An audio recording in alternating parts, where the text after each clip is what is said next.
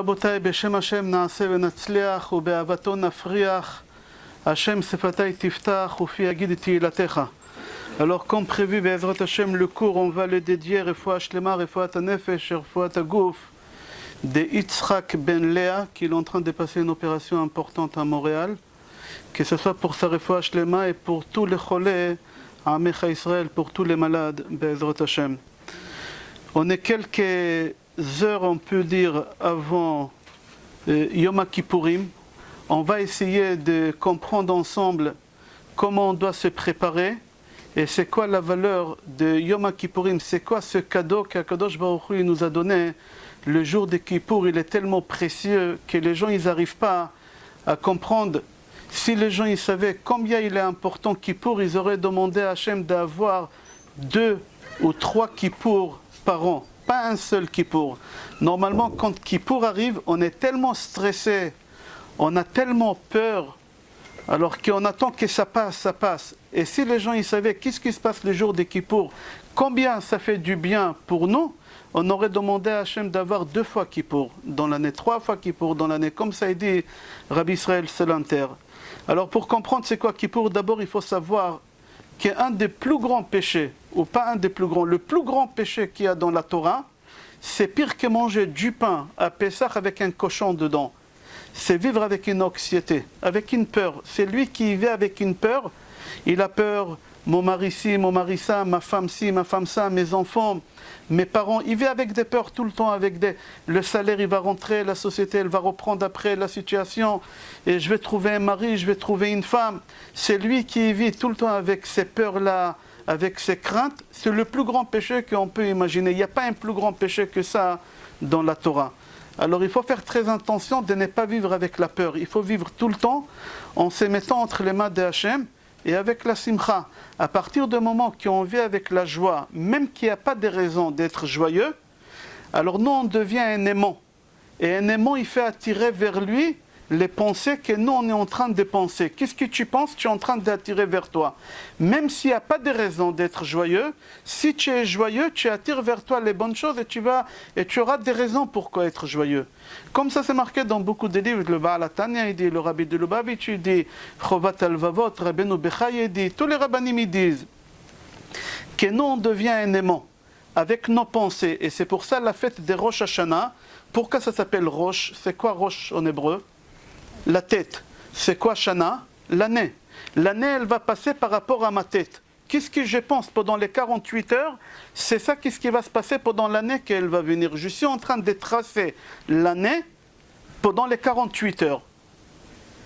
Et mis à part ça, la fête de Rosh Hashanah, elle a un deuxième nom. Dans le Kiddush, on a dit Yom HaZikaron. C'est quoi Zikaron? Souvenir. C'est-à-dire quoi souvenir? C'est la mémoire. Pourquoi on appelle cette fête la mémoire? Parce que la mémoire, elle est dans la tête. C'est-à-dire que toute l'année, est-ce qu'elle va être bonne ou chas v'shalom moins bonne? Ça dépend dans ta tête. Comment dans ta tête ça fonctionne? Rosh Hashanah, on a acheté la pomme au miel, on a acheté la grenade, on a acheté toutes les choses qu'on a mangées. Dans la halakha, c'est pas marqué qu'il faut manger ces choses-là. C'est marqué dans la halakha qu'il faut regarder. C'est Gemara Orayot, page Yud Bet, Amud Aleph, je crois. C'est marqué là-bas, Abaye Amar, Abaye il a dit, Aishnata Berisha, Havela Simana, au début de l'année, il faut regarder qu'il y a des choses qui sont positives. Pourquoi? Parce que tout il va être positif. Éviter la colère, éviter chas v'shalom, la haine, éviter toutes ces choses-là.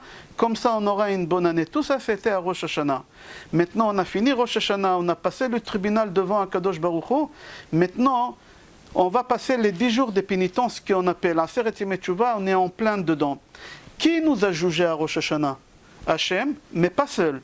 Hachem, il avait à sa droite des avocats qui nous ont défendus, et à sa gauche, il avait des anges qui parlaient du mal de nous. Comme ça, c'est marqué dans Yeshaïa, le prophète Yeshaïa, il dit, moi j'ai vu Hachem assis sur son trône, maïminim vemasmilim. J'ai vu des anges à sa droite et à sa gauche. Qui à sa droite? Ceux qui nous défendent. À sa gauche, c'est qui? Ceux qui ils parlent du mal de nous. Comme ça, c'est marqué dans Yeshaïa. À Kippour, on va passer au tribunal devant Hachem. Mais qui va être avec Hachem? Personne. Akadosh Baruch Hu, tout seul, il va être assis sur le trône pendant les jours des Kippour. Et il va nous juger. Hachem, il va nous juger les jours des Kippour. Et nous, on doit profiter de cette occasion qu'Hachem nous juge à Kippour, de parler avec lui pendant le jour des Kippour. Alors, puisqu'Hachem, il est là et tu peux parler avec lui directement, et Akadosh Baruch Hu, comment on l'appelle? On ne l'appelle pas Akadosh Baruch Hu Hachem dans la prière, on l'appelle Avinu, Malkenu, Avinu Ata, notre Père. Après, on l'appelle notre roi. Mais d'abord, Avinu, notre père, c'est notre père. Un père, il ne peut pas faire du mal. Il faut savoir qu'il n'y a pas... Hachem, il ne sait pas c'est quoi le mal. Il n'y a pas du mal qui vient de Hachem. Tous les mal que les gens ont, si Chas v'Shalom, il y a un mariage qui retarde, Chas v'Shalom, il y a quelqu'un qui t'a promis un mariage, il a annulé au dernier moment, le magasin, ça ne fonctionne pas, il y a des problèmes dans le travail, ça ne vient pas de Hachem. Il n'y a rien de mal qui vient de Hachem. Hachem, il ne sait pas c'est quoi le mal. Hachem, il donne que des bonnes choses. Il n'y a pas de mauvaises choses qui viennent d'Hachem. Dans un cours, on a dit qu'Akadosh Baruch Hu, c'est lui qui fait tout. Et si c'est quelqu'un qui m'a fait du mal, ce n'est pas la personne qui m'a fait du mal, c'est Hachem qui l'a fait du mal. Ma femme, elle m'a mal parlé. Je n'ai pas à en vouloir ma femme ni à me mettre en colère contre ma femme. Mon mari m'a parlé du mal, je n'ai pas à me mettre en colère contre mon mari. Pourquoi? On a dit dans le cours plusieurs fois que mon mari c'est qu'un bâton. Il y a quelqu'un qui tient le bâton derrière. Le bâton il fait mal, mais je n'ai pas à frapper le bâton, je vais frapper celui qui tient le bâton, qui me frappe avec le bâton. Je suis intelligent. Un chien, si vous jetez sur lui un bâton, qu'est-ce qu'il fait le chien? Il va mordre le bâton parce qu'il n'a pas la sagesse. Il croit que c'est le bâton qui lui a fait du mal. Alors c'est pas ta femme qui t'a fait du mal, c'est pas ton mari qui t'a fait du mal. Il y a quelqu'un derrière qui tient le bâton, c'est lui qui te frappe. Et qui c'est qui tient le bâton? C'est Hachem. Alors d'un côté, on a dit tout à l'heure qu'Hachem, il ne sait pas c'est quoi le mal. Hachem, il ne nous ramène pas de mal, il nous ramène que des biens.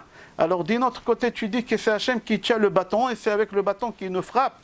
Alors il faut savoir qu'Akadosh Baruch Hu, il ne sait pas c'est quoi le mal. Hachem, il ne nous ramène pas le mal. Seulement, c'est nos actions qui font en sorte qu'il y a des gens qui viennent nous faire du mal. Et c'est quoi nos actions? Ce n'est pas seulement les péchés, c'est nos pensées. Avec nos pensées, nous, on peut faire bouger des choses. Il y a des gens qui savent bouger des vers, ils savent bouger des choses avec le regard, avec la pensée, ils ont un don. Nous aussi, on a ce don-là, tous. Mais peut-être on ne le montre pas, on ne se rend même pas compte qu'on a cette force-là. Mais sachez que toutes les choses qui nous arrivent, c'est par rapport à nos pensées. Si on a des pensées positives, on a des pensées joyeuses, alors on va être joyeux. On va rencontrer que des bonnes choses.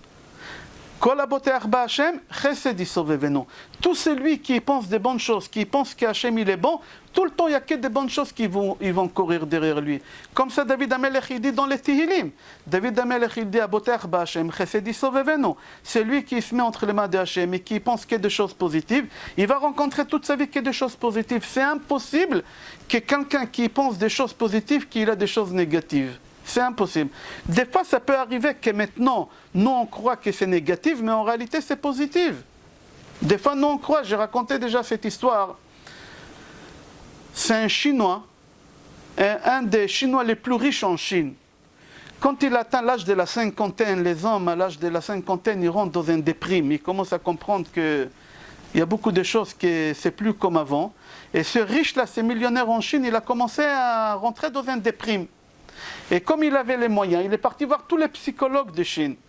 Personne n'a pu l'aider. Il a quitté la Chine, il a fait le tour du monde. Pendant 3 ans, il a cherché les meilleurs psychologues, les meilleurs psychiatres, les meilleurs marabouts, les meilleurs... tout ce que vous voulez, mais personne n'a pu l'aider.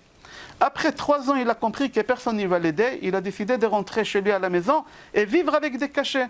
Il y a des gens qui prennent des cachets contre la dépression et des gens qui prennent chacun avec ses médicaments pour équilibrer. Lui, il a dit, s'il faut que je vive comme ça, je vais vivre comme ça.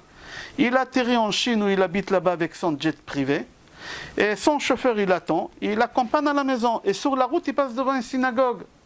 Et le chauffeur s'arrête et il dit à son patron, « Patron, vous avez vu tout le monde. Vous avez vu tout le monde, des marabouts. Mais vous n'avez pas vu un rabbin. Allez voir un rabbin, peut-être il pourra vous aider. Au pire, il va vous taper combien? $100, $200, il va te taper. 300, au moins tu dis que tu as tout essayé. C'est la dernière chose. Il lui dit, tu as raison. Il prend $200, il prépare dans la poche, il rentre à la synagogue, il va le rabbin ainsi. Il va voir le rabbin, il lui raconte, ça fait 3 ans que j'ai fait le tour du monde et personne ne peut m'aider. Est-ce que vous pouvez m'aider? Le rabbin, il écoute son problème et il lui dit, écoutez-moi bien. Moi, je vais vous donner un conseil qui coûte pas cher Et je vous promets, dans 30 jours, vous êtes guéris. Vous avez perdu 3 ans pour rien. Il fallait venir par là.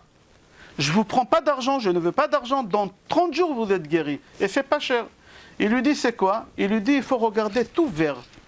La table verte, la chaise verte, et tout vert. Le mur, il faut des papiers peints. Tout vert. Dès que tu vas à la couleur verte, tout le temps, tu vas guérir en 30 jours. Pourquoi? Parce que la couleur verte, j'ai fait déjà un cours sur ça, c'est pas une blague. Le Ramak, Rabbi Moshe Cordovero, dans son livre à Pardes, il a écrit chaque couleur, comment ça peut influencer sur la vie de la personne. Chaque couleur, vous pouvez regarder ce cours-là sur mon site. Signification des couleurs. Et c'est lui qui regarde la couleur verte, il y a des gens qui sont migraineux. Et ils ont la migraine très très souvent. Alors ils prennent toutes sortes de médicaments. Doliprane, ça ne sert plus à rien du tout. Doliprane 1000. Il y a des gens qui prennent migralgine et toutes sortes de... Ça ne sert à rien. Pourquoi? Parce que c'est chronique chez eux. Et il dit le Ramak, il faut regarder une plante verte. Il faut regarder la couleur verte et la migraine, elle part. Pourquoi? Parce que chaque chose dans le monde, au début, il est vert. Et après, il prend sa couleur. La banane, elle est verte, après elle devient jaune. L'orange, elle est verte, après elle devient... Chaque chose, la tomate, elle est verte, après elle devient rouge. Alors le rabbin, il a dit à ce monsieur-là, à partir du moment que vous allez regarder la couleur verte, vous allez guérir de votre maladie et c'est fini, ça va vous ramener avant. Comme ça, c'est marqué dans le Ramak. Le Chinois, il a dit, merci beaucoup pour le conseil. Combien je vous donne? Le rabbin, il a dit, je vous ai dit rien du tout, c'est gratuit le conseil. Dans 30 jours, vous allez avoir. Comment vous êtes guéri? Le Chinois, il rentre chez lui. Qu'est-ce qu'il fait? La première chose qu'il fait, il rase son château. Il habitait dans un château. Il rase le château. Il le rase. Et il va construire un château avec des pierres vertes. À l'intérieur de la maison, tout avec la couleur verte. Il a acheté tout vert, les tables, le fauteuil, tous les rideaux, tout vert. Il a habillé sa femme et ses enfants en vert. Lui, il s'est habillé en vert. Même les femmes des ménages, les serveurs, tout le monde vert. Même la voiture verte, tout est vert, tout vert. Et il a guéri. Après 30 jours, il a guéri. Il était plus malade. Un jour, le rabbin, il a dit, je vais aller voir mon Chinois. Il va voir son Chinois, il rentre dans la rue, il habite, c'est une rue sans issue. Et de loin, déjà, il voit un château vert. Il n'a pas compris pourquoi un château vert. Et à la porte, il voit, il y a un gardien habillé avec des habits verts, le chapeau vert, tout vert. Et il y a quelqu'un qui lave la voiture verte, le bonhomme habillé en vert, tout vert. Même la serviette, elle était verte. Il n'a pas compris, le rabbin il s'approche, il dit au gardien, c'est quoi tout vert? Il dit, mon patron il était malade, et il y a quelqu'un qui lui a dit, il faut voir vert et il va guérir. Il lui dit, tu sais, la personne c'est moi, je peux rentrer? Il a dit, oui, vous pouvez rentrer, mais vous savez, vous êtes habillés toujours en noir et blanc, les rabbins. Vous ne pouvez pas rentrer comme ça, il va attraper une déprime quand il va vous voir. Il faut vous habiller en vert, nous on a des habits pour les invités, je vais vous donner des habits. Il a donné au rabbin le chemise verte, même le chapeau il était vert. Et le rabbin, il rentre tout vert, il rentre à la maison, il voit la femme chinoise verte, les enfants verts, tout vert. Le chinois vert, il dit au chinois, mais qu'est-ce qui t'arrive? Et il dit, monsieur le rabbin, quand vous m'avez dit, 30 jours j'ai guéri, mais par contre vous êtes trompé sur quelque chose. Il lui dit quoi? Il a dit, vous m'avez dit, ça coûte pas cher, mais ça m'a coûté énormément d'argent pour changer tout ça. Le rabbin, il a dit tout simplement parce que tu es un imbécile. Il a dit, moi imbécile, pourquoi? Il a dit, parce qu'il ne fallait pas changer tout ça, il fallait acheter des lunettes avec des verres en verre. Et tu aurais vu tout vert. Tu n'as pas besoin. Pour $2, en Chine, tu peux trouver des lunettes avec des verres verts. Et Nous, c'est exactement, on se comporte comme ça. Nous, on croit qu'on va changer la vie. Je vais changer mon mari, je vais changer ma femme, je vais changer mon patron, je vais changer mes parents. Mes parents, ils n'arrêtent pas de m'appeler. Tous les matins, j'ai reçu une aide de la Sécu. Va voir l'amitié, va voir si l'hôpital, ramène-moi. Et on a marre à la fin. Alors nous, on essaie de tout changer. Mais en réalité, on ne va pas réussir à changer le monde. Et on ne peut pas faire le policier du monde. Ta vision à toi, elle te trompe. Alors qu'est-ce que tu fais? Tu crois que tu as que des problèmes, alors tu ramènes que des problèmes sur toi. Il faut que tu changes ta vision, il faut changer ces lunettes-là. Il faut mettre des lunettes que tu vois tout, que tout est bien. Tout, Baruch Hashem, il n'y a pas de mal. Et à partir du moment que tu te comportes comme ça, tu vas apporter sur toi que des bonnes choses. Les 10 jours qu'on est en train de passer entre Rosh Hashanah et Kippour, en réalité, il n'y en a que 7 jours. Parce que les 10 jours, il faut enlever 2 jours de Rosh Hashanah et il faut enlever 1 jour de Kippour. Total, il reste 7 jours. Les 7 jours qui restent, c'est les 7 jours de la semaine. Alors nous, on a fini Rosh Hashanah quel jour? Dimanche soir. Alors lundi qu'on a passé, hier, si on s'est bien comporté, ça va réparer tous les lundis de toute l'année. Tous les lundis de toute l'année. Mardi aujourd'hui, si on s'est bien comporté, on a réparé tous les mardis, toutes les erreurs qu'on a fait. Demain, mercredi, et Shabbat qui va arriver, on va réparer toutes les erreurs qu'on a fait Shabbat. Akadosh Baruch Hu, tout le temps, il nous donne des occasions de nous rattraper, de nous rattraper. Un juif, c'est quoi un juif? Tout le temps, il marche.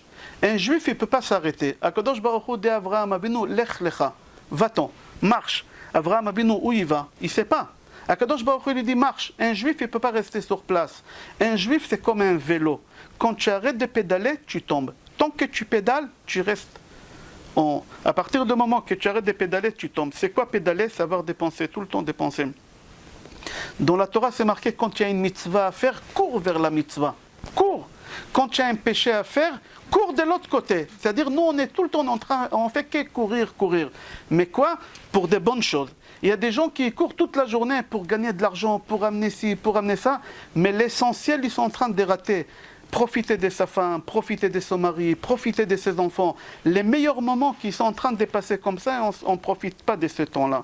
Pourquoi? Parce que nous, on croit qu'il y a des choses qui sont beaucoup plus importantes et on se trompe. Il y a des choses qui sont beaucoup plus importantes que ce que tu crois que c'est important. Il y a beaucoup plus important que ta boîte. Il y a beaucoup plus important que toutes les choses que tu peux imaginer. Il y a un ordre. Il y a pas, tu décides pas qu'est-ce qui est important, qu'est-ce qui est important. On va pas maintenant faire un cours de Shlom-Bayit maintenant, mais il faut savoir qu'il y a des choses qu'il faut mettre des... Et là maintenant, pendant les jours qu'on est en train de dépasser maintenant, il faut qu'on comprenne c'est quoi la chose essentielle qu'on doit avoir devant nous avant qu'on arrive à Kippour devant Hachem le jour de Kippour. Il y a 5 prières à Kippour. La première prière c'est... On va commencer dimanche soir, Arvit, c'est la première prière. Chez nous les Juifs, la journée elle commence par la veille. Le lendemain on a Shachrit, après on a Moussaf, après on a Mincha et après on a la Neila. Nous les Juifs on a 5 Neshamot. L'âme elle est divisée en 5 parties. On a le Nefesh qui se trouve dans le foie, il y a le Ruach qui se trouve dans le cœur, il y a le Neshama qui se trouve dans les cerveaux. Nefesh, Ruach, Neshama, il y a Chaya, chacun ça flotte sur lui, et il y a Yechida. Yechida c'est unique, et elle est plus haute que l'autre. Et la Neila, comment on l'appelle Neila? Aussi on l'appelle unique. Pourquoi unique? À la Neila, tu te trouves seul devant Hachem. 20 minutes, Akadosh Baruch Hu, il t'ouvre une porte, que cette porte elle est fermée pendant toute l'année. Que 20 minutes on l'ouvre. Et c'est pour ça que tous les gens à Kippour, quand ça arrive l'année là, ils sont tous effervescents, on dit en français, ils sont en train de crier El Nora. Mais pourquoi? Il se passe quelque chose ici au moment qu'on fait l'année là. Et on va essayer de comprendre et on va commencer le cours. Pour comprendre, je vais donner un exemple. Il y a un terrain énorme, que dans ce terrain là, il n'y a que de la ferraille. De la ferraille, les gens ils ramassent de la ferraille, ils jettent là-bas. Et il y a des ferrailleurs qui viennent acheter du fer. Alors la personne que ça lui appartient, il a une grue. Et dans cette grue-là, il a un aimant très très puissant. Alors ce bonhomme-là, s'il veut tirer de là-bas uniquement 100% fer, il ramène cette grue, il fait descendre à 2 mètres d'auteur cet aimant-là. Et l'aimant, tellement il est puissant, il va tirer vers lui uniquement 100% ferraille. Si quelqu'un il veut 50% ferraille, la personne elle va baisser un peu plus l'aimant et l'aimant il va attirer uniquement 50%. Il veut 30% de ferraille, il y a 80%. C'est exactement Akadosh Baruch Hu, il est avec nous comme ça. Akadosh Baruch Hu, il descend ici, depuis Rosh Chodesh Elul.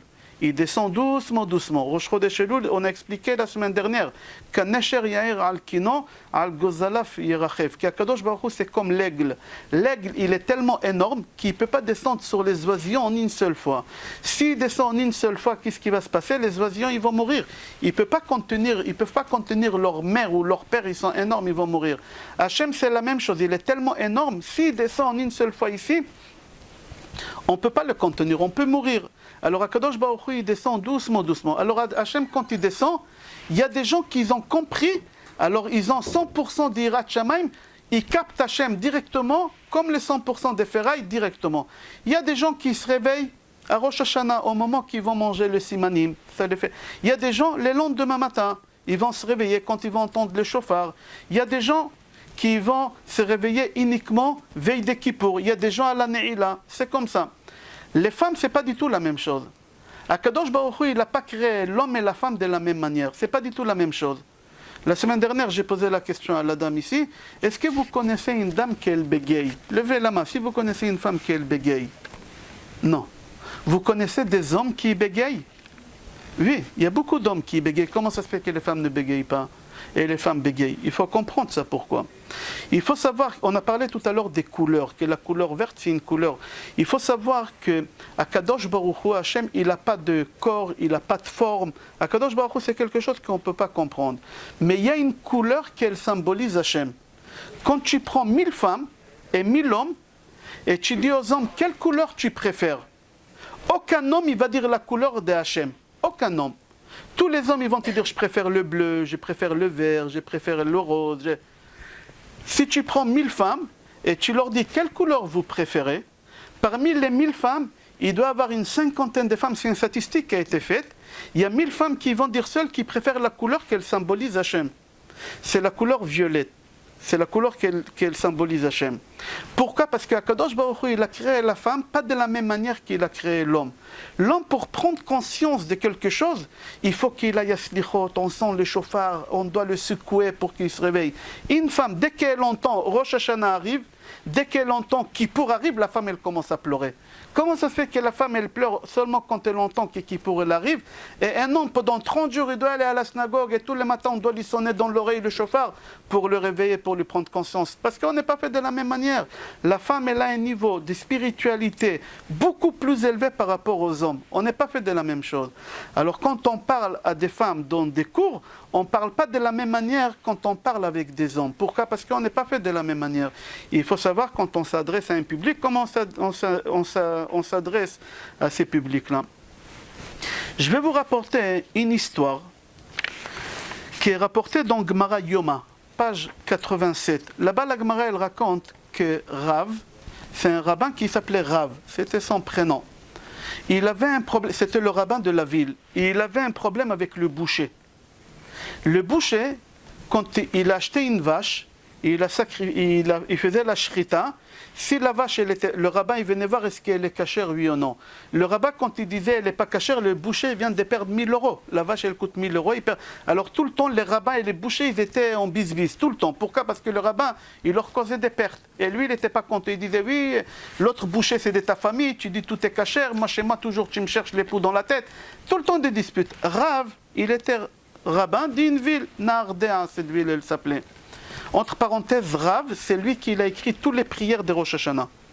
Je referme la parenthèse. Alors Rav, c'était pas n'importe qui, c'était un Tana. Il pouvait ressusciter un mort. Quelqu'un qui est mort depuis 1000 ans, il pouvait le ressusciter. Tellement.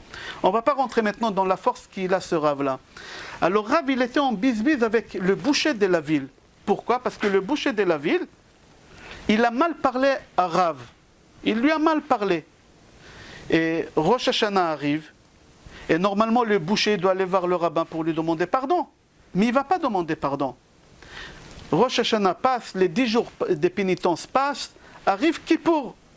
2 heures avant la veille de Kippour, Rav il a dit, le boucher il n'est pas venu me demander pardon, moi je me déplace chez lui pour qu'il me demande pardon. Il ne peut pas passer Kippour sans me demander pardon, ça ne passera pas. On ne peut pas y aller à Kippour, demander à Kadosh Baruch Hu, tant que tu sais que ta femme à la maison elle a quelque chose dans le cœur contre toi. Tant que tu n'as pas réglé, tu ne peux pas t'asseoir à Kippour. Il y a beaucoup plus important que la prière de Kippour. Il y a beaucoup plus important que la prière de la Neila. Il y a quelqu'un à la synagogue, pas ici dans la synagogue à Ashdod, il m'a dit j'en veux ma femme, j'en veux ma femme. Je lui ai dit qu'est-ce qui t'arrive? Il m'a dit parce que à la Neila, le moment le plus propice de Kippour, elle a eu des contractions, il fallait que je quitte la synagogue et je la ramène à l'hôpital. Je lui ai dit mais tu es malade. Je lui ai dit être à côté de ta femme quand elle a besoin de toi, c'est 1000 fois la Neila. C'est 1000 fois, ferme ton sidour et sors. Sors de la synagogue. Si ta femme elle a besoin de toi, qui pour passer à la synagogue, et ta femme elle a besoin de toi, tu fais un péché, tu ne fais pas une mitzvah. Tu ne peux pas faire une chose pareille. Rav, qu'est-ce qu'il fait? Il se déplace à aller voir ce boucher. Il arrive, et le boucher il était encore dans son magasin. 2 heures avant Kippour, il était en train de casser une tête d'une vache, avec un genre de... un couteau gros comme ça en train de casser. Et Rav, il arrive devant la porte de la boucherie, il attend. Il attend que l'autre lui demande pardon. Et le boucher, il lève les yeux, il va le Rav, il lui dit va-t'en, j'ai pas d'affaire avec toi. Comme ça, la Gemara dit va-t'en, j'ai pas d'affaire. Le Rav, qu'est-ce qu'il fait? Qui s'appelait Rav, il fait demi-tour et il s'en va. Il marche 3 pas, et l'autre, il casse la tête, et il y a un os qui l'a sauté dans sa tête à lui et l'a tué sur le champ. Il est mort. Jusqu'ici l'histoire.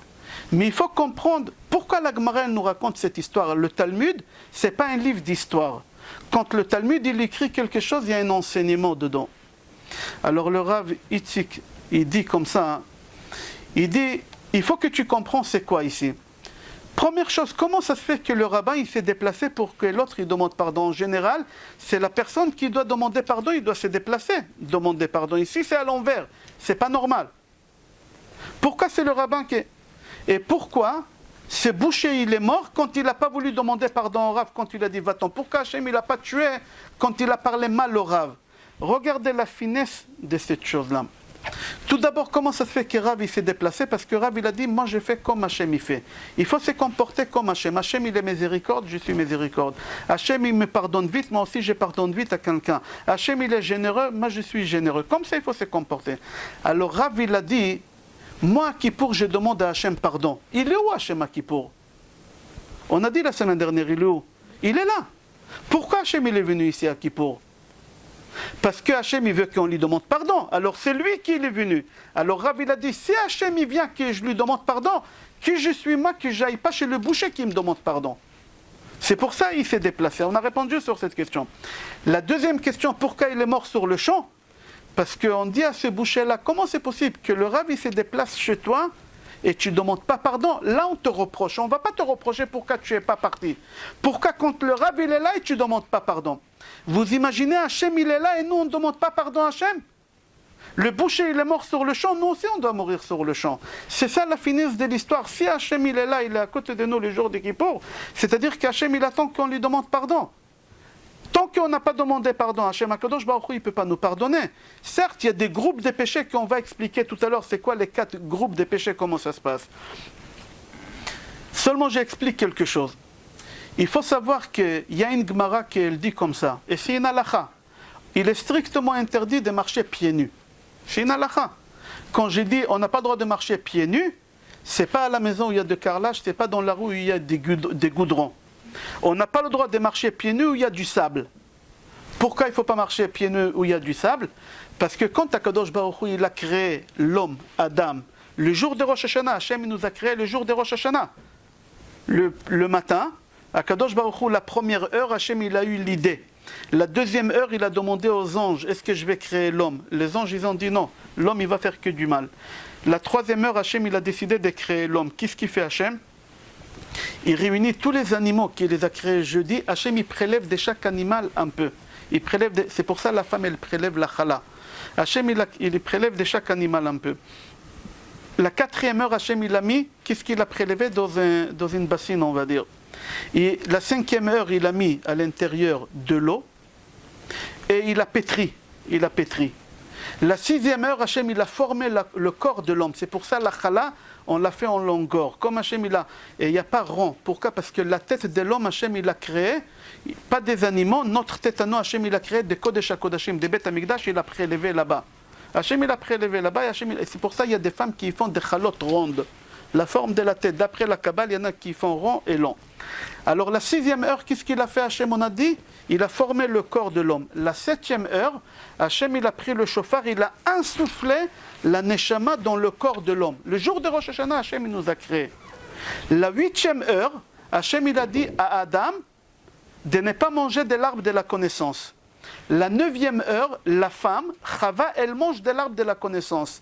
Chava, elle dit, moi j'ai mangé de l'arbre de la connaissance, je dois mourir. Parce que Hachem, il a dit, Beyom ochalcha mimeno motamut. Le jour que tu mangeras de l'arbre de la connaissance, tu mourras. La femme, elle est jalouse de nature. Elle ne peut pas accepter une chose pareille, qu'elle va mourir, et son mari va se remarier avec une autre femme. Chava, elle a dit, je vais mourir, et Hachem, il va créer une autre femme à mon mari, je n'accepte pas une chose pareille. Qu'est-ce qu'elle fait, Chava? Elle oblige son mari de manger de l'arbre de la connaissance. Et elle a obligé à tous les animaux. Il y a un seul animal qui ne l'a pas mangé, c'est Rofachol. En français, ça s'appelle le phénix. C'est pour ça que le phénix ne meurt jamais. Il renaît de ses cendres. Comme ça, c'est marqué dans la Gemara. Vous avez appris ça à l'école peut-être, mais c'est marqué dans Gemara Choulin. La 10e heure, Adam il passe au tribunal céleste. La 11e heure, il sort gagnant. Et Akadosh Baruch Hu, il a dit, comme tu es sorti gagnant, je ne te tue pas, comme ça tes enfants, les jours de Rosh Hashanah, ils vont passer au tribunal chez moi, et je vais les faire sortir gagnants les jours de Rosh Hashanah. Comme ça Akadosh Baruch Hu, il a promis. Mais la 12e heure, Hachem, il a maudit l'homme des 10 malédictions. avec le front des trucs, tu vas manger ton bas. 10 malédictions. La femme, il a donné 10 malédictions, la grossesse, les règles, tout, 10 malédictions. Au serpent, Hachem, il a donné 10 malédictions. Et à la terre, Hachem, il a maudit aussi la terre parce qu'elle aussi, elle a fauté. 9 malédictions. Total, combien de malédictions? Il y a 39, comme les 39 travaux des Shabbats, etc. Mais il faut savoir que parmi les 9 malédictions qu'Hachem, il a maudit la terre, Hachem, il a dit à la terre, Arura, maudite. Alors l'homme, il a 10 malédictions. Si moi je marche avec les pieds nus sur la terre, il y en a 9, surtout avec la malédiction qu'elle s'appelle Arour, mon corps ne peut pas supporter 19 malédictions. Le corps de l'homme, il n'est pas fait pour supporter. Alors qu'est-ce qu'il faut? Il faut marcher avec des chaussures. Il ne faut pas marcher pieds nus. Comme ça, la Gemara dit, on n'a pas le droit de marcher pieds nus. On est d'accord? Alors si il ne faut pas marcher pieds nus, à tel point que la Gemara dit, s'il faut que tu vends ta maison, qu'elle vaut 1 million d'euros, pour avoir 20 euros pour acheter des chaussures, tu vends ta maison d'1 million d'euros pour avoir 20 euros. Tellement c'est important, parce que sinon tu vas mourir sans chaussures. C'est la mort, marcher sans chaussures, c'est dangereux. Jusqu'à là on est bon, on va avancer. Alors il y a une question, comment ça se fait qu'à Kippour on marche pieds nus? Aujourd'hui on a des chaussures, on a des chaussures de sport, on a toutes sortes de chaussures en tissu. Avant on n'avait pas ça, il y a 50 ans on marchait pas, on marchait avec pieds nus, on marchait pour aller à la synagogue. Alors d'un côté tu me dis c'est dangereux de marcher pieds nus, de l'autre côté tu me dis que quoi? À Kippour il faut marcher pieds nus. Il faut comprendre, à Tisha B'Av aussi on marche pieds nus. Comment c'est possible? Au Beth Amikdash, le Kohen, il faisait les services pieds nus aussi. Les Kohanim, ils n'avaient pas le droit. Alors il faut comprendre comment c'est possible. D'un côté, tu dis qu'il est strictement interdit et dangereux de marcher pieds nus, et d'un côté, tu dis qu'il faut... Alors la réponse, c'est on va comprendre c'est quoi Kippour, Rabotai. Vous allez comprendre comment c'est important Kippour. C'est quoi? Que où Hachem il se trouve, il n'y a pas de le mal. Il n'y a pas le mal. La preuve, quand Hachem il s'est dévoilé à Moshe Rabbeinu la première fois, dans le Sne, le buisson ardent, qu'est-ce qu'Hachem il dit à Moshe Rabbeinu? Enlève tes chaussures. Enlève tes chaussures, comme ça c'est marqué dans la Torah. Dans Sefer Shemot, Hachem il dit enlève. Pourquoi enlever les chaussures, Hachem? C'est dangereux, 10 malédictions, 9. Hachem il dit enlève tes chaussures. Car je suis là, comme ça c'est marqué dans la paracha, je suis là. Où je suis, l'endroit il est béni. La personne en elle-même elle est bénie, il n'y a pas de problème, tu peux enlever tes chaussures. À Kippour, pourquoi on marche sans chaussures? Parce qu'à Kippour, Hachem il est là. Alors puisqu'Hachem il est là, on est béni. Alors on n'a pas à avoir peur, alors c'est pour ça à Kippour on marche sans chaussures. À Kippour. Alors il faut comprendre qu'est-ce qui se passe. Si Akadosh Baruch Hu il est là, il y a une raison pourquoi il est là. Parce qu'Akadosh Baruch Hu il veut qu'on lui demande pardon. Et Akadosh Baruch Hu il a commencé à descendre depuis Rosh Chodesh Elul, il est là. Seulement à Kippour, Hachem il est collé à nous. Akadosh Baruch Hu il est collé à nous pendant 26 heures. À la 26e heure, Kippour c'est 26 heures. À la 26e heure, comment on commence la Ne'ila? Adonai hu Elohim, Adonai hu Elohim. On dit 7 fois. Pourquoi 7 fois? La première fois, Hachem il se détache et il monte au premier ciel. On dit une deuxième fois, Hachem, moi Elohim, Hachem il monte au deuxième 7 jusqu'à qu'il arrive au 30 céleste. Là on sent le chauffard qui pour c'est fini, Hachem il s'est détaché de nous. C'est fini, Hachem il est plus là, il est là-bas. Il s'est détaché de nous. Et là on doit commencer à faire attention. On doit faire attention. Mais il faut que tu saches avant qu'Hachem il est parti, il t'a pardonné. Sur quel péché Hachem t'a pardonné? On va expliquer tout à l'heure. Mais il faut que vous mettez dans votre tête c'est quoi Kippour. Il n'y a pas un péché au monde. Dites-moi le péché le pire que vous connaissez, que vous imaginez qu'Hachem ne pardonne pas. Il n'y a pas un péché au monde qu'Hachem ne pardonne pas. Les gens ils ont du mal à croire qu'Hachem il a dit au prophète Yecheskel, Neum Hachem, c'est quoi Neum? Moi Hachem je jure sur mon nom. Vous imaginez, je jure sur le nom d'Hachem. Hachem il dit, je jure que je pardonne sur tous les péchés. Comme ça c'est marqué dans Yecheskel. Chapitre 13, c'est marqué là-bas, Neum Hachem Tzvakot, je jure en mon nom, le saint, le sacré, que je pardonne sur tous les péchés. Il n'y a pas un péché que Hachem ne pardonne pas, mais seulement demande pardon. Les gens, ils ont tellement mal à croire, ils ont du mal à croire ça qu'Hachem il pardonne. Il y a des gens qui font des péchés, je vais ramener trois exemples des péchés. Les gens, ils disent, c'est pas possible. Vous savez, quand on finit Kippour, on commence à Arvit. Comment on commence à Arvit? Vehu rachum yechaper avon. C'est quoi? Tous les Arvit, on commence comme ça. Kippour, c'est fini. On a fini Ne'ila. 3 minutes après, on commence quoi? Hachem, pardonne-moi sur le péché que j'ai fait. Mais quel péché tu as fait? Tu viens de finir Kippour. Tu es pur, tu es propre. Tu brilles. Hachem, il a nettoyé ta neshama. Et tu commences, comment tu dis? Hachem, pardonne-moi sur le péché. Quel péché tu as fait? Rav Nachman mi Breslev dit, le péché que tu ne crois pas qu'Hachem il te pardonne. Parce qu'on a tellement du mal à croire qu'Hachem il pardonne, que tellement Hachem il est bon. Alors on a des points d'interrogation. C'est possible, c'est pas possible. Tu sais cette année qu'est-ce que j'ai fait? Tu imagines qu'est-ce que j'ai fait cette année? C'est impossible que le pardon il existe pour ces péchés. Hachem il jure, il dit Neum Hachem Tzvakot. Hachem il dit à Yecheskel, je jure sur mon nom sacré qu'il n'y a pas un péché que je ne pardonne pas. Je pardonne sur tous les péchés. Il n'y a pas un péché que j'ai. Alors nous, on a tellement du mal à croire qu'on commence à arriver vite en disant Viurachom Yechaperavon. Venez, je vais donner 3 exemples. Premier exemple, c'est dans Gemara Kiddushin, page même tête, page 49. Imaginons, la Gemara dit, un homme, torse nu, il a des tatouages sur toute la poitrine, les épaules, les bras, il a des tatouages. Tous les animaux que vous pouvez imaginer sont tatoués sur lui. C'est pas fini. Il a des piercings partout. Imaginez les piercings là, partout il a des piercings, ce bonhomme-là. C'est-à-dire c'est l'homme le plus rachat qu'on peut imaginer, le plus mécréant. Et le bonhomme, il t'arrive avec un pétard dans la bouche comme ça, c'est-à-dire c'est l'homme le plus mécréant. Et il voit une jeune fille, et il dit à cette jeune fille-là, mademoiselle, tu es consacrée à moi parce que je suis tzaddik gamour. Vous savez c'est quoi tzaddik gamour? Car je suis saint complet. Est-ce qu'elle est mariée? Aujourd'hui, pour marier une femme, on prend l'alliance et on lui dit arrête, tu es sacré à moi avec cette alliance, etc. Aujourd'hui, c'est comme ça parce qu'on est pudique. Avant, on pouvait dire à la femme des choses et elle devenait notre femme. La Gemara dit si un homme qui a tous les signes que c'est pas juif celui-là, c'est pas seulement un pas juif, c'est l'homme le plus impur au monde. Il attrape une jeune fille juive et il lui dit tu es consacré à moi car je suis l'homme le plus saint au monde. Est-ce que d'après vous, elle est mariée? Ça fonctionne ou ça ne fonctionne pas? Normalement, non. Comment c'est possible? Un bonhomme torse nu, tous les tatouages, tous les piercings que vous pouvez imaginer, sur tout son corps, il n'y a pas un centimètre de vide, et il dit que je suis l'homme le plus saint au monde. Tu es l'homme le plus taré au monde. Comment c'est possible que ça peut marcher? La Gemara, elle dit cette femme, elle est mariée chez sa femme pour la simple raison que c'est possible qu'à l'instant qu'il a dit ça, il a dit pardon à Hachem. Vous imaginez, tu peux faire tous les péchés du monde. Tu peux arriver torse nu avec des... Et tu dis Hachem, pardon, Hachem il te pardonne tout de suite. Et cette femme, elle est mariée, vous imaginez la force de pardon? Comment Hachem il est bon avec nous? C'est ça qui pour qu'Hachem il pardonne sur les choses que tu ne peux même pas imaginer. Je vais donner un deuxième exemple. Un deuxième exemple que la Gemara donne, elle n'est pas très sympathique, mais on va la dire. Une jeune fille, elle se marie. Elle se marie. 3 mois après le mariage, on vient dire à cette femme-là, ton mari, il s'est noyé à la plage. Il s'est noyé à la plage et les vagues, ils ont jeté son corps à l'extérieur et on a reconnu ton mari, il est mort. Il y a 2 témoins cachers. Est-ce que cette femme, elle peut se marier ou elle ne peut pas se marier? Peut-être on aurait dit oui, il y a des témoins qui ont vu que son mari il est mort. Est-ce qu'on peut, peut-être ils ont dit ton mari il est mort parce qu'il y a un des deux qui voulait se marier avec elle. Alors il le fait croire. Peut-être, la Gemara il imagine tous les cas possibles. Chachamim ils ont dit cette femme elle n'a pas le droit de se marier. La pauvre elle a 25 ans et elle va rester toute sa vie à Agouna. Vous savez c'est quoi une femme à Agouna? Quelle souffrance! Quelle épreuve cette femme-là, la pauvre, à 25 ans, elle doit vivre toute sa vie comme ça, elle n'a pas le droit de se marier.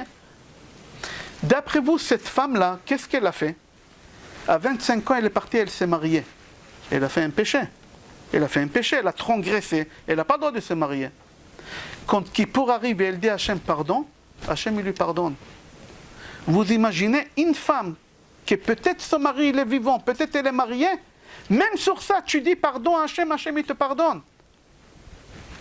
On déduit de là, c'est enregistré, je ne peux pas dire des choses, une femme qui est mariée, qui a trompé son mari, qu'elle a fait tchouva, est-ce qu'elle a l'obligation? C'est des questions que j'ai reçues plusieurs fois, est-ce qu'elle a le droit de prévenir son mari, ou est-ce qu'il est préférable qu'elle ne prévient pas son mari et qu'elle fait le pardon et Hachem il le pardonne?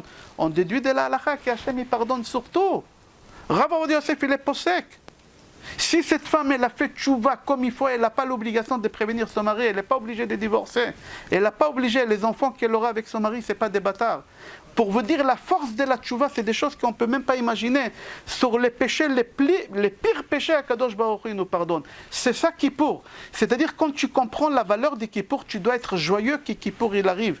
Tu dois dire à Hachem, pourquoi il n'y a pas 2 fois Kippour dans l'année? Pourquoi il n'y a pas 3 fois Kippour dans l'année? Pourquoi une seule fois dans l'année? Il y a des gens, dès que Kippour arrive, 10 jours avant, ils commencent à s'angoisser, ils commencent à dire, oui, comment ça va se passer? Je vais avoir mal à la tête, je vais avoir une migraine.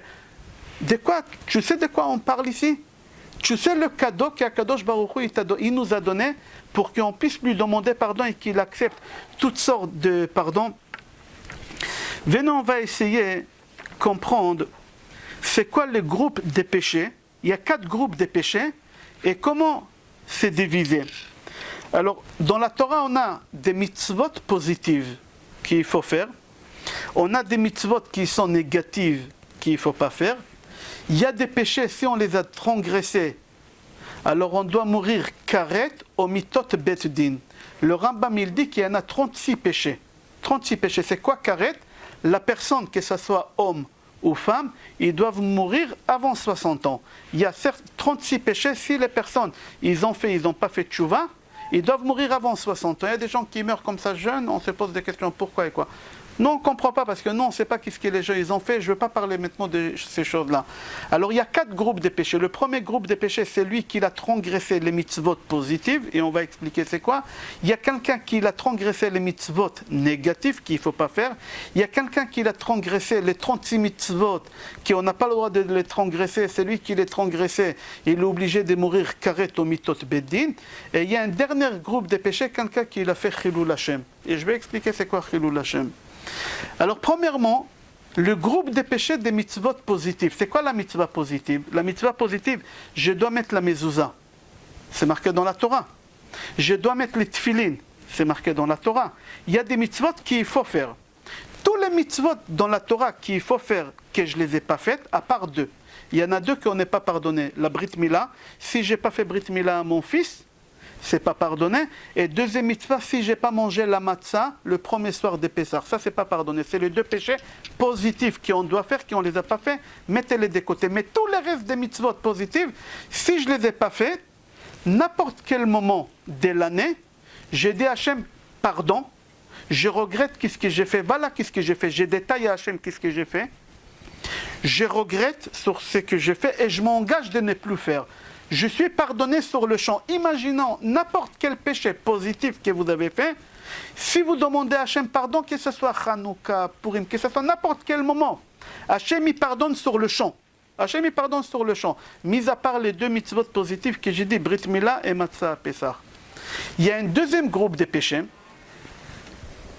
que les mitzvot négatifs, que je n'ai pas le droit de faire. Je n'ai pas le droit, nous les hommes, on n'a pas le droit de se couper la barbe avec un couteau. Avec une lame, c'est strictement interdit. D'accord? Il y a des mitzvot qu'on n'a pas le droit de faire, on n'a pas le droit de manger des insectes, la salade verte et tout ce qui est à l'intérieur, etc. Tous ces péchés-là qu'on n'a pas le droit de faire, qui sont des péchés négatifs, qu'on n'a pas le droit de les faire, on n'a pas le droit de voler. D'accord? On n'a pas le droit de... Il y a des mitzvot qui sont négatives. Et si j'ai fait ces péchés-là, alors qu'est-ce qui se passe? Je dois demander pardon. Mais Hachem ne pardonne pas. La punition, Hachem, il la suspend. Il la suspend. Il attend Kippour. Dès que Kippour arrive, Hachem, il pardonne. Vous avez compris?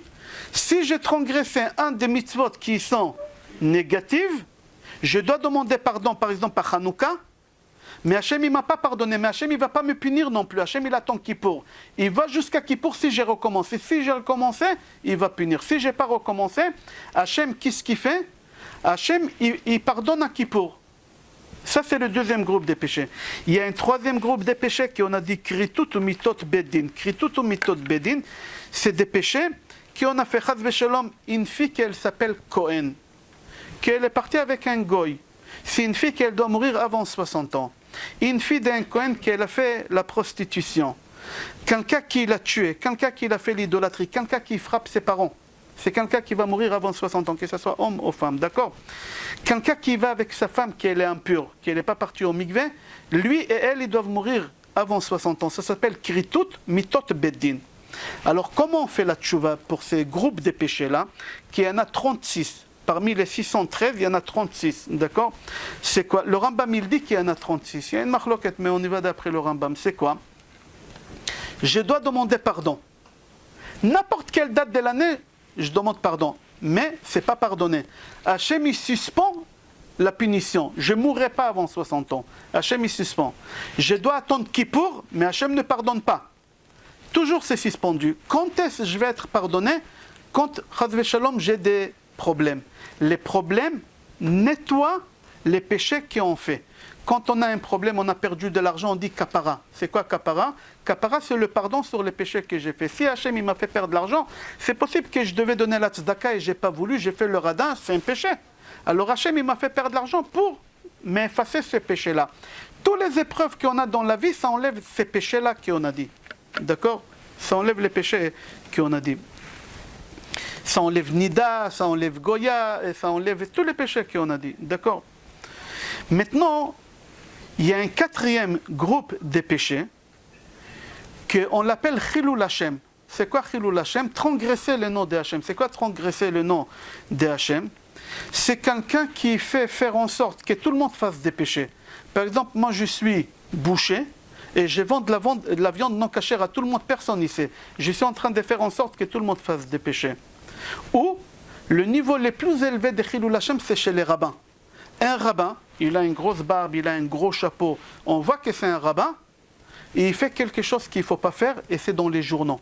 On dit ce rabbin-là, il a fait un coup au TVA, il a fait un coup, je ne sais pas quoi, au CO2. Ça, c'est le plus grand péché qu'on peut imaginer. C'est le plus grand péché. Pour se faire pardonner, ni la tchouva, elle sert à quelque chose, ni Kippour, elle sert, ni les épreuves, il sert. Tout ça, ça fait suspendre la punition. Qu'est-ce qui fait pardonner le péché de Chilul Hashem? C'est la mort, le jour de la mort. Voilà tous les groupes de péchés qu'on a. Tous les groupes de péchés, je les ai dit, il y en a 4. C'est lui qui transgresse les mitzvot positives, il demande pardon, n'importe quelle date il est pardonné. C'est lui qui transgresse les mitzvot négatives, il doit demander pardon, mais il n'est pas puni, c'est suspendu jusqu'à Kippour s'il ne recommence pas. Il y a les mitzvot Chaïvé, Kritut, qui en a 36 total, le Rambam dit, qu'on a expliqué, Nida, etc. Et Shabbat, c'est lui qui transgresse Shabbat, etc. Et il y a un groupe de mitzvot de Chilul Hashem. Chilul Hashem, c'est quelqu'un qui s'appelle Cohen, qui s'appelle Benamou, et on va marquer dans les journaux, le Parisien, etc. Il y a monsieur Benamou, et on le voit à la télévision, il a une kippa, et on dit il a fait un coup au CO2, il a fait un arnaque à la TVA, il a fait un arnaque, et tout le monde y va, et voilà les juifs, ça s'appelle Chilul Hashem. Chilul Hashem, des fois, moi je suis dans la voiture, quelqu'un m'accompagne quelque part et il grille un feu rouge. Je lui dis, c'est strictement interdit, j'ai une barbe, j'ai un chapeau. Les gens, quand ils nous voient, ils disent, voilà les rabbins, qu'est-ce qu'il faut? Ils grillent le feu rouge. Ça s'appelle Chilul Hashem. Pour un rabbin, c'est encore pire que quelqu'un qui n'est pas rabbin. Pour un rabbin, il y en a qui disent que le rabbin jamais s'est pardonné, même le jour de la mort, ça ne lui pardonne pas. Alors tout ce que je viens de vous dire, ça contredit ce que j'ai dit tout à l'heure. Tout à l'heure, je vous ai dit que Kippour pardonne surtout. C'est le jour qu'on doit attendre Kippour. Kippour, ça pardonne tout, j'ai dit tout à l'heure. Et là, je viens de vous dire que quoi? Qu'il y a des péchés, que les souffrances, ils font pardonner, que si ça veut pardonner, etc. Alors il faut savoir, je donne la réponse, ce n'est pas ma question à moi. C'est la question, j'aime dire les noms. Ok, je n'ai pas marqué le nom. Je n'ai pas marqué le nom de la personne. Mais je vais vous dire la réponse qu'il dit. Il dit, il faut que tu saches qu'il y a deux choses qui peuvent faire pardonner tous les péchés sur le champ. Tous les péchés sur le champ. Il y a deux choses qui peuvent pas. Tu n'as pas besoin d'attendre le jour de la mort. Tu n'as pas besoin d'attendre les épreuves, que tu auras un contrôle fiscal avec un redressement. Tu ne dois pas attendre d'être dans l'hôpital avec des machines, c'est des souffrances. Tu ne dois pas traverser un divorce, que c'est une souffrance traversée. Tu n'as pas besoin, tu peux éviter tout ça. Comment? Il y a deux choses que tu peux profiter. Je ne me rappelle pas quel rabbin dit, j'aime dire le nom, je sais que j'ai écrit, mais ok, on ne va pas perdre le temps. Alors il dit comme ça, quand on est à Kippour, à la Ne'ila, je dis c'est quoi Ne'ila? Ne'ila, c'est fermé. L'inol, fermé. Il y a une porte qui est fermée. Il y a une porte dans le ciel qui est fermée. Vous savez, dans le ciel, il y en a 50 portes. Il y a 50 portes. Il y a une porte qui n'est jamais fermée. Qui n'est jamais fermée. C'est quelle porte? Les portes des larmes d'une femme. Une femme, quand elle pleure, il y a une porte qui est ouverte, les larmes d'une femme, elle va là-bas. C'est lui qui fait pleurer une femme, Akadosh Baruch Hu, tout de suite, il punit. Il attend ni Kippour, ni rien du tout de suite, il punit. Alors on pose la question, il dit, si cette porte, elle n'est jamais fermée, pourquoi on a besoin d'une porte? Moi, chez moi, à la maison, j'ai salon, salle à manger. Par exemple, j'ai pas, mais salon, salle à manger. Et je ne veux jamais fermer la porte entre le salon et salle à manger. Qu'est-ce que j'ai fait? Je démonte les portes, je les mets dans la cave. Pourquoi Hachem, s'il ferme jamais les larmes d'une femme, pourquoi Hachem, des fois, pourquoi Hachem il laisse cette porte-là? Il faut comprendre pourquoi Hachem il laisse cette porte-là. On va répondre tout à l'heure. Il faut savoir qu'il y a une porte qui est fermée toute l'année. Il n'y a que 20 minutes qu'elle est ouverte, cette porte-là. C'est quand? À la fin des Kippour. Quand on fait la Ne'ila, et j'ai dit tout à l'heure, tous on est en effervescente, comme ça on est en train de crier El Nora Lila. Pourquoi? Parce que la porte elle est ouverte et chacun parle avec Hachem seul.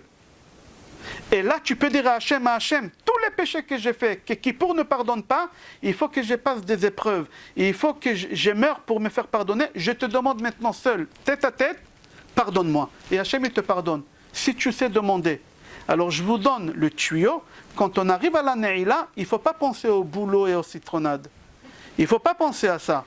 Il faut penser à Hachem, je suis avec toi tête à tête. Je te demande pardon sur les péchés que Kippour ne pardonne pas. Je suis sincère. Même que tu sais que tu vas tomber. Il y a des gens qui ne peuvent pas résister, Nida. Un bonhomme, il est jeune, il a 30 ans, il sait qu'il ne va pas résister. Il sait qu'il va tomber encore. Il ne peut pas résister, il est fragile dans ça.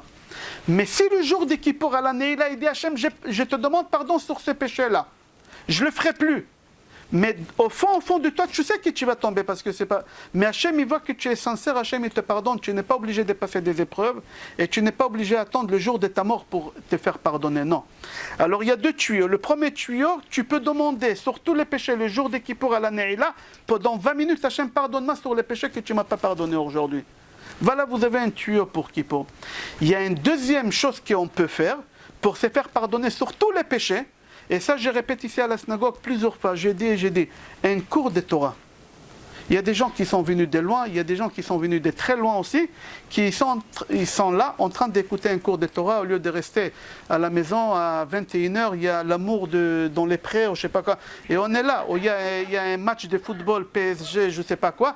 Et on est là en train d'écouter un cours de Torah que j'aurais resté chez moi à la maison, avec mon mari, avec mes enfants, et je suis en train d'écouter.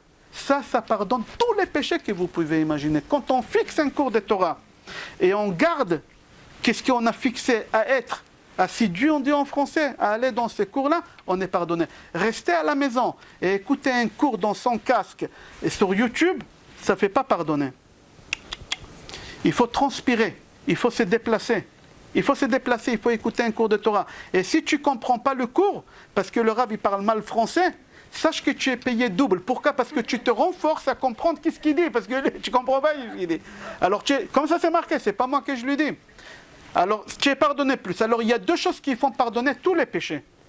Tous les péchés, même les péchés que j'ai dit, Chayaf, Karet et Mitot Beddin, les 36, c'est demander pardon à la Ne'ila. Alors, on doit attendre Kippour à Botaï. Combien on doit attendre Kippour? Vous savez pour qui j'ai de la peine? Énormément pour les gens qui meurent avant Kippour. Il y a des gens qui meurent, ils meurent veille de Kippour, une semaine avant Kippour. Il y a un monsieur ici chez nous à la synagogue, il est décédé 2 semaines avant Kippour. Comment il s'appelle? Monsieur Carsanti. Décédé 2 semaines avant Kippour, il est décédé. J'avais de la peine pour lui, pas parce qu'il a glissé dans les escaliers, c'est ici qu'il est mort le pauvre. Il a glissé. Le cours de mardi que vous avez ici, c'était mélangé à cause de Corona, il n'y a que les femmes. On a éliminé les hommes. Alors lui, il est sorti des cours, on avait Arvit, il est sorti, il a glissé dans les escaliers, le pauvre, il a reçu un coup. Moi, j'avais de la peine, pas parce qu'il est mort. Il était âgé, Baruch Hashem, il a bien vécu. J'avais de la peine pour lui qu'il n'a pas pu passer Kippour. Tu imagines partir d'ici sans traverser Kippour, tu as pris avec toi un sac énorme. Vous comprenez c'est quoi la valeur de Kippour? La valeur de Kippour, c'est quelque chose qui te nettoie, que tu arrives devant Akadosh Baruch Hu, et tu parles avec Hachem, et tu dis Hachem, pardonne-moi surtout, et Akadosh Baruch Hu, il te nettoie. Vous savez, moi quand je prends un cahier et j'efface avec une gomme, il y a la trace toujours. Hachem, quand il efface, même la trace de Tipex, il n'y a pas. Après Kippour, même la trace de Tipex, il n'y a pas. C'est tellement important le jour de Kippour. Il dit le Ramchal, il dit C'est Rabbi Moshe Chaim Luzzatto, dans Mesilat Yesharim, il dit Akirat haratzon ki akirat hamaaseh. Même que tu sais que tu feras le péché à nouveau, mais à partir du moment que tu dis j'ai plus envie, c'est comme si tu le feras plus jamais, même si tu le feras. Comme ça, il dit. Il dit Rav Nachman mi Breslev comme ça. Même si l'homme, il a transgressé la Torah 1000 fois. Comme ça, il dit, il a transgressé la Torah, chaque péché, tu l'as fait 1000 fois. 1000 fois tu l'as transgressé. Si tu demandes pardon à Hachem, tu es pardonné. Il n'y a pas un péché dans la Torah qui n'a pas le pardon. Ça n'existe pas. Et Rav Nachman mi Breslev, quand il est mort, son fils Rabbi Avraham, il était à côté de lui. Il a dit, voilà les dernières paroles. Quand quelqu'un meurt, les dernières paroles, Shema Israël, Hachem Elokeinu. Non, il n'a pas dit ça. Qu'est-ce qu'il a dit avant de mourir? Les dernières paroles, il a dit, Chanoun amar bel isloach, Chanoun amar bel isloach, Chanoun, il est mort comme ça. C'est quoi Chanoun amar? Hachem, tu pardonnes et tu repardonnes. Et encore, l'année dernière, j'ai fait la même chose. Et j'ai recommencé, belote, rebelote, et encore, rien. Et Hachem, il pardonne. Il est mort comme ça. Hachem, tu fais que pardonner. Tout le temps, tu fais pardonner. Pour finir, je vais raconter une histoire que j'ai racontée, je crois, il y a 2 semaines au cours, pour comprendre c'est quoi, pourquoi Hachem il nous pardonne, et encore, c'est quoi cette chose? Comment on peut comprendre? C'est quelque chose qui n'est pas logique. Le pardon, c'est quelque chose qui n'est pas logique. Si quelqu'un me fait du mal, je pardonne, je garde quelque chose, une rancune. Un jour, je l'ai fait sortir. Akadosh Baruch Hu, quand il pardonne. La personne qui m'a fait du mal, que j'ai pardonné, s'il va refaire, je ne lui pardonnerai jamais. Akadosh Baruch Hu, tu peux lui refaire la même chose 1000 fois, et chaque année tu viens et tu demandes pardon, il va te pardonner. C'est pas logique cette chose-là. C'est pas logique. J'ai raconté une histoire la semaine dernière. Il y a 2 semaines, j'ai raconté cette histoire. C'est une fausse histoire, mais on va comprendre c'est quoi Kippour. C'est quoi? Il y a une femme, elle a 35 ans, très belle, très belle femme, elle a tout pour plaire, tout. Quand je dis tout, belle, intelligente, riche, tout ce qu'elle voulait, elle avait. Mais le seul problème qu'elle avait, elle n'avait pas de chance, elle n'a pas trouvé de mari. Et elle a vu que la montre biologique, elle tourne, et elle veut avoir un enfant. Elle a dit, j'ai fait un acte de suicide. Je vais aller à la synagogue. Premier homme libre, je me marie avec lui. Et elle arrive à la synagogue, elle n'a pas eu de chance. Qu'est-ce qu'elle voit devant la porte de la synagogue? Elle voit un SDF. Un juif SDF qui fait la manche. Elle a dit, j'ai pas le choix. Elle va chez lui, elle dit, dis-moi, tu veux pas te marier avec moi?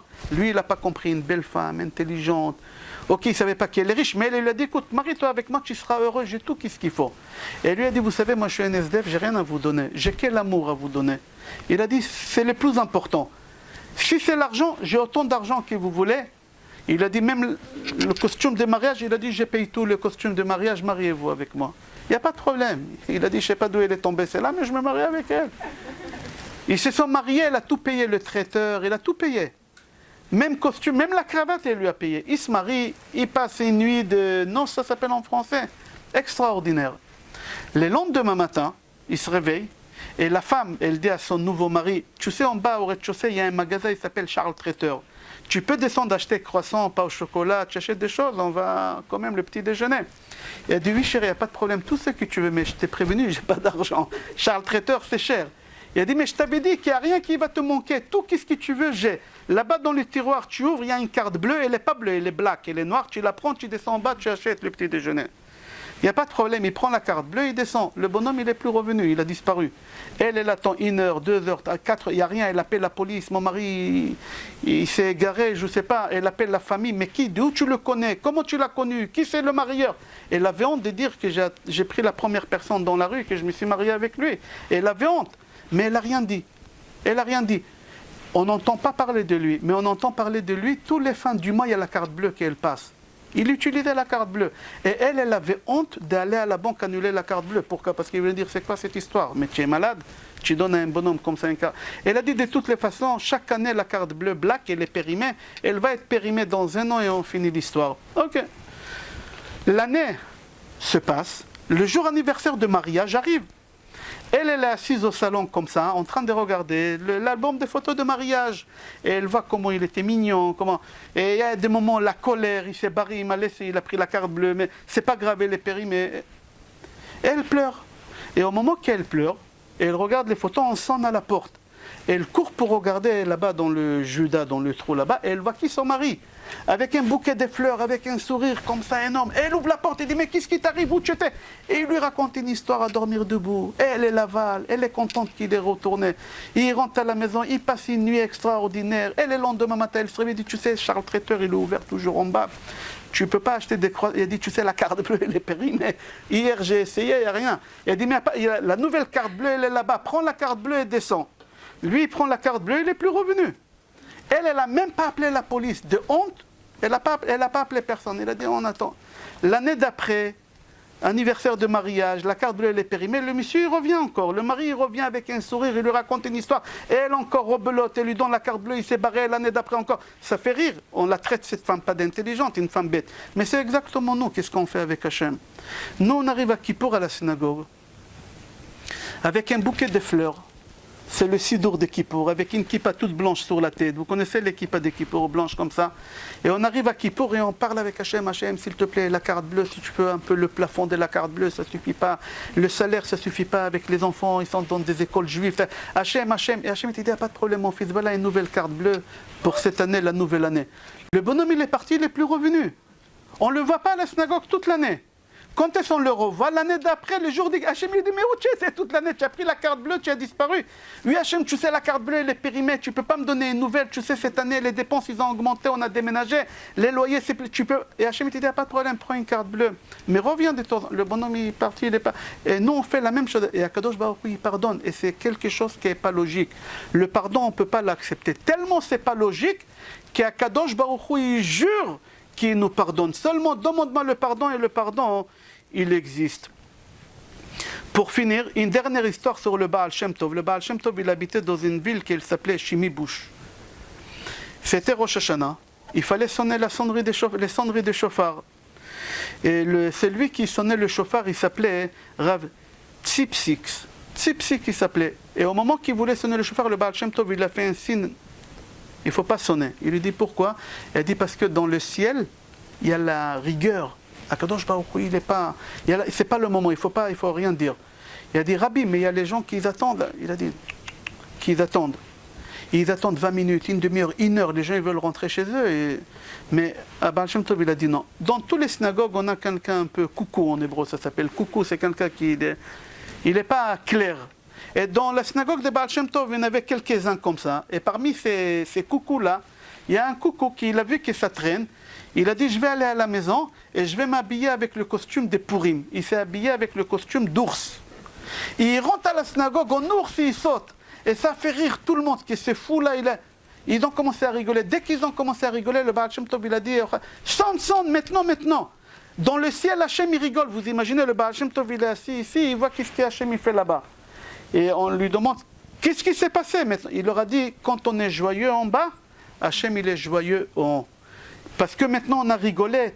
Il y a des gens qui arrivent à la fête à Kippour, ils sont stressés, ils ont peur, ils ont d'anxiété. Non, alors tout est bloqué. Tout est bloqué, tout va pas. Ça dépend tout par rapport à ta pensée. Pense des pensées positives. Vis avec la simcha.